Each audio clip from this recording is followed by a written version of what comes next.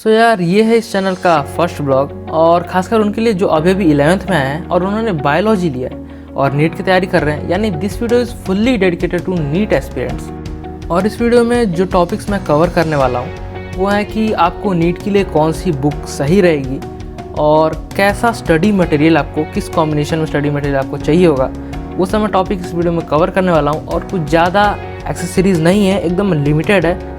और ये video NEET aspirants के लिए बहुत ही ज़्यादा क्रूशियल साबित होगी।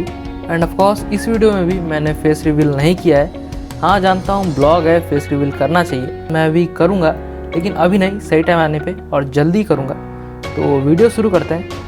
एक एक करके दिखाता हूँ। कुछ बुक मैंने अपने मामा से ले लिए, अभी वो 12th में, 11th में थे तो वो मैथ स्ट्रीम से थे, तो केमिस्ट्री और फिजिक्स मिल गई है। तो ये है केमिस्ट्री, 2 पार्ट हैं, इसके पार्ट 1 है तो उन्होंने कुछ ज़्यादा इसमें क्रिएटिविटी कर दी है। तो ये है पार्ट 1 केमिस्ट्री की। और केमिस्ट्री की इसी तरह पार्ट 2 भी है, तो वो भी दिखा देता हूँ मैं आपको। तो ये रही केमिस्ट्री की पार्ट 2। यार केमिस्ट्री और फिजिक्स के लिए आपको एनसीईआरटी से अच्छी बुक नहीं मिलेगी, आपको कोई साइड बुक लेने की ज़रूरत नहीं है। जैसा कि आपने नीट के जो टॉपर्स हैं उन लोग से आपने सुना होगा कि वो सब रिकमेंड करते हैं कि इवन बायोलॉजी के लिए भी वो सिर्फ एनसीईआरटी रिकमेंड करते हैं, लेकिन मैं इसमें आपको और भी कुछ बताऊंगा। तो लेकिन आपको जो पढ़नी है, पढ़ने के लिए जो बुक है फिज़िक्स और केमिस्ट्री के लिए, एनसीईआरटी से अच्छी आपको बुक नहीं मिलेगी। आपको इसकी लाइन बाय लाइन हर चीज़ आपको इसमें क्लियर होनी चाहिए, तो ये बेस्ट है। एनसीईआरटी के अलावा मैं आपको कोई भी चीज़ रिकमेंड नहीं करूँगा फॉर केमिस्ट्री एंड फिजिक्स। जैसा कि फिजिक्स के भी 2 पार्ट हैं, पार्ट 1 और पार्ट 2। तो ये जो चारों बुक हैं ये मैंने ले ली थी अपने मामा से। तो यार बायोलॉजी के बारे में अभी बाद में बात करेंगे। सबसे पहले देख लेते हैं कि फिजिक्स और केमिस्ट्री के लिए आपको कौन कौन से स्टडी मटेरियल का कॉम्बिनेशन चाहिए। तो सबसे पहला हो गया एनसीईआरटी की बुक, उसके बाद आपको ले लेना है प्रीवियस ईयर क्वेश्चन पेपर, वो भी चैप्टर वाइज, ठीक है। तो चैप्टर वाइज ये है मेरे पास 33 ईयर्स का प्रीवियस ईयर क्वेश्चन पेपर। आप जैसे जैसे एनसीईआरटी ख़त्म करेंगे एक एक चैप्टर, आप इसमें सॉल्व करते जाएंगे, तो ये बहुत सही चीज़ है। इन दोनों का कॉम्बिनेशन के साथ एक और चीज़ आपको रखनी है, आप जो भी नीट की जो कोचिंग ले रहे हैं, आप वहाँ से जो भी नोट्स हैं या फिर कोई भी स्टडी मटेरियल दिया जाता है तो वो इसके साथ आपको रखना है। तो ये 3 चीज़ फिज़िक्स और केमिस्ट्री के लिए बेस्ट है। इससे अधिक आपको कोई दूसरी साइड बुक की ज़रूरत ही नहीं है, इतना बहुत है। तो अगर आप इन तीनों पे अपना 100% देते हैं तो आप डेफिनेटली नीट में फिज़िक्स और केमिस्ट्री में बहुत अच्छा स्कोर कर पाएंगे। तो ये तो हो गई फिज़िक्स और केमिस्ट्री की बात। तो एक बार और मैं इसको बता दे रहा हूँ, NCERT plus previous year question papers and plus जो कोचिंग मटेरियल है वो। यार अब बात कर लेते हैं बायोलॉजी की। तो जो बायोलॉजी में फर्स्ट चॉइस है वो है आपकी एनसीईआरटी टेक्स्ट बुक ही आपकी फर्स्ट चॉइस होनी चाहिए। और जैसे कि आप हर टॉपर्स को सुनते होंगे तो वो लोग बताते हैं कि एनसीईआरटी आपके लिए बेस्ट है और उन्होंने इसके अलावा कोई भी बुक नहीं टच की। बहुत सही है, एकदम सही कहते हैं। लेकिन मुझे लगता है कि अगर आप बायोलॉजी से पढ़ रहे हैं तो एक एक्स्ट्रा बुक तो आपको कम से कम पढ़नी चाहिए। तो एनसीईआरटी आई नो दैट बहुत बेस्ट बुक है। और सबसे पहले आप एनसीईआरटी ख़त्म करिए, उसके बाद आप किसी दूसरे बुक पे आइए, जो साइड बुक मैं अभी आपको बताऊंगा उस पर आप आ सकते हैं। नहीं तो आप अपनी चॉइस भी कोई रख सकते हैं, लेकिन एनसीईआरटी तो बेस है, जानते ही हैं नीट की फाउंडेशन है। तो एनसीईआरटी सबसे फर्स्ट चॉइस होगी।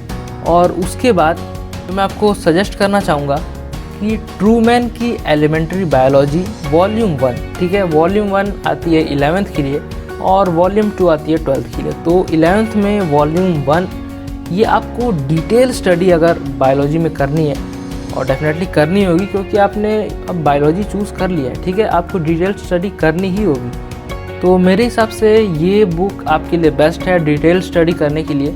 एनसीईआरटी प्लस ट्रूमैन रखिए, या फिर आप कोई और पब्लिकेशन आप रखना चाहते हैं तो आप वो भी रख सकते हैं। लेकिन अगर आप ट्रूमैन रखते हैं तो आपको एकदम बुक वर्म्स होना पड़ेगा, मतलब आपको किताबी कीड़ा बनना पड़ेगा, तब जाके आप इस बुक को 1 साल में ख़त्म कर पाएंगे। वो भी अपने जो एनसीईआरटी है, फिजिक्स केमिस्ट्री, इन सब के साथ आपको ख़त्म करना है। तो इस बुक को अगर आप लेते हैं तो सबसे पहले देख लीजिए आप बुक वर्म है या नहीं, या फिर बन पाएंगे या नहीं, ठीक है।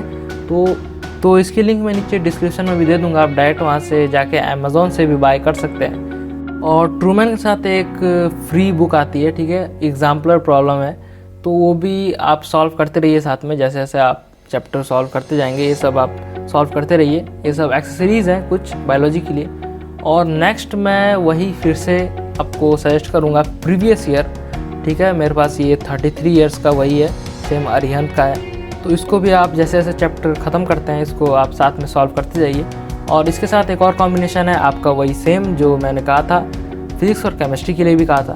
जो आपका नीट कोचिंग आप ले रहे हैं या फिर कोई भी आप कोचिंग ले रहे हैं, उसका जो स्टडी मटेरियल्स है, जो भी नोट्स है, वो भी बहुत ज़्यादा इंपॉर्टेंट है। सो यार ये हो गया आपका बायोलॉजी का, तो इतना काफ़ी है। इसके अलावा और आपको कुछ भी नहीं लेना है। जानता हूँ यार यही ज़्यादा हो गया, लेकिन ज़्यादा नहीं है। और लोग बहुत कुछ ले लेते हैं यार, एनसीईआरटी भी, फिर जैसे फिजिक्स केमिस्ट्री के लिए मैंने सिर्फ एनसीईआरटी कहा था, तो वो लोग और भी कुछ अलग साइड बुक ले लेते हैं, लेकिन उसकी कोई ज़रूरत ही नहीं है, तो क्यों लेना है, ठीक है।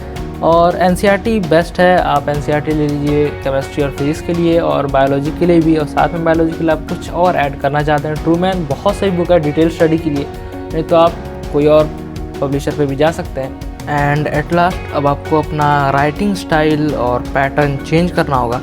You have to prepare yourself for writing on a blank paper, क्योंकि अब आपको लाइनिंग वाले पेजेस पे नहीं लिखना है। अब आप 11th में आ गए हैं, वो भी आपने अब बायोलॉजी ले लिया है, तो लाइनिंग वाले पेपर अब आप छोड़ दीजिए। हाँ, हो सकता है आपको स्कूल्स वगैरह में लिखवाया जाए, लेकिन ठीक है, स्कूल में अगर लिखवाया जाता है लिखिए, लेकिन अगर आप नोट्स बनाते हैं तो लाइनिंग पेपर को इग्नोर कीजिए, क्योंकि आप फर्दर जो आगे स्टडीज़ करने वाले हैं तो वहाँ आपको लाइनिंग वाले पेपर्स तो देखने के लिए नहीं मिलेंगे। आपको ब्लैंक पेपर, पूरे सादे पेपर पे ही आपको लिखना पड़ेगा। तो अभी से आप उसको स्टार्ट कर दीजिए और जितना नोट्स है सब आप ब्लैंक पेपर पे ही बनाइए। कोचिंग का नोट्स हो गया या फिर खुद आप नोट्स बनाते हैं, आपको खुद ही नोट्स बनाना होगा, ठीक है। आप कोई और नोट्स जैसे डाउनलोड कर लेते हैं तो ऐसे काम नहीं चलेगा, आपको खुद ही नोट्स बनाना होगा और ब्लैंक पेपर पे ही बनाइए। आप अब रेगुलरली इसी ब्लैंक कॉपी वाले पेपर जो होते हैं वही यूज़ करिए। तो ये है आपका बेस्ट कॉम्बिनेशन स्टडी मटेरियल का नीट के लिए और 11th क्लास के लिए। 12th क्लास के लिए भी अलग है, ठीक है, तो वो मैं बताऊंगा जब मैं 12th में जाऊंगा। ऐसे ही बीच बीच में आपको ब्लॉग्स मिलते रहेंगे नीट से रिलेटेड और भी कई सारी चीज़ों से रिलेटेड। बीच बीच में मैं ब्लॉग भी देते रहूँगा और साथ में अपना जो टेक्निकल वीडियो है वो तो चल ही रही है। तो यार मिलते हैं किसी नए वीडियो में किसी नए टॉपिक के साथ। Until then stay healthy, keep smiling, take care, bye bye.